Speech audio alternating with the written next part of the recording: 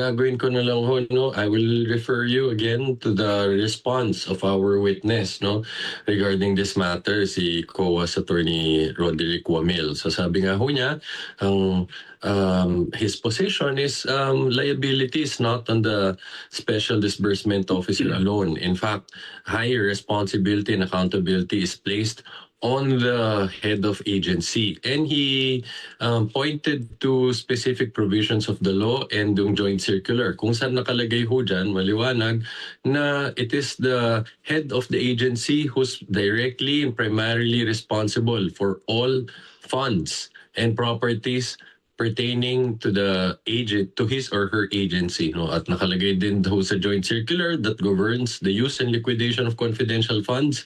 Ang head of agency, siya ho ang inaatasan, no, na siguraduhin na yung liquidation process under that joint circular will be properly and strictly observed.